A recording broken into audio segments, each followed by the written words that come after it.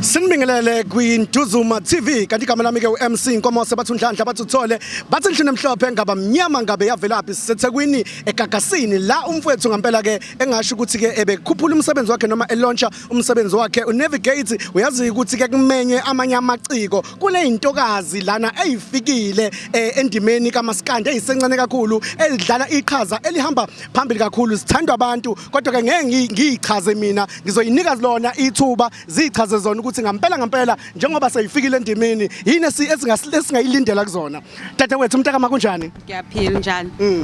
yebo mfowethu igama leqembu Ushuni wasemzini Ushuni wasemzini ngabe nidabuka kuphi nendawo Sidakuba emandawo eScottburg eScottburg ngala kokomzimkhulu yebo asuka amadoda niyayibona ukuthi ningenile kodwa yebo hayi singenile kakhulu ebantwini hayi ngiyabona kunento engiyibonile kakhulu etrendayo la kunina noma ngani ngokusebenza nomculi osenegama elikhulu eningizimu Afrika la eSouth Africa kakhulukazi endimeni kaMaskandi nakweminye amagender simbona efeaturishwa abantu abanjengo Big Zulu sibone nifeaturisha yena nifika nje endimeni nithatha phi imali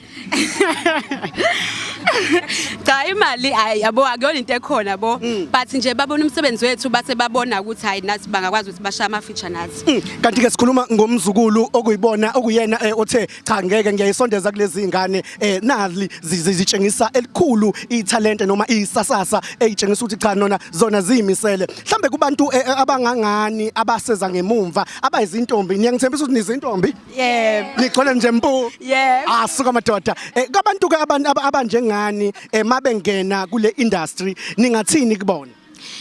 into esigayisho singathi bangaziphatha kahle bathanda into abayenzayo bayihlonipha into abayenzayo uma bengena kule nto esikuyona yabo bangaqomani bodwa yabo nje bahloniphane nje bebodwa nina seniqomeleni cha ngizwe ningaqomani nodwa okay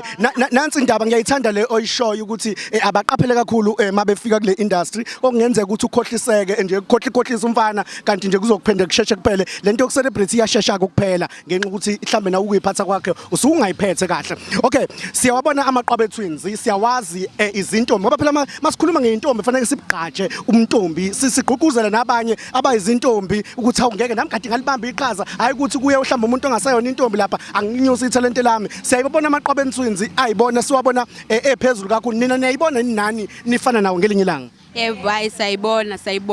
kakhulu kakhulu sayibona mina ngasho bafethu ukuthi kulele kunina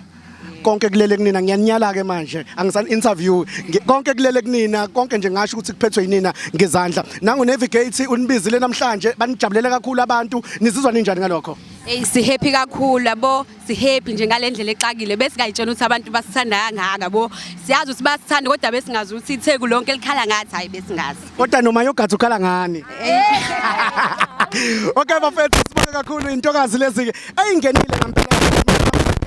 bayithandile kakhulu abantu kanti ngithe mina igama lami ke nguMC Nkomosi uNhlanhla uthole kanti igama leTV sithe Nduzuma TV sithi phambili ngomuntu osifazane phambili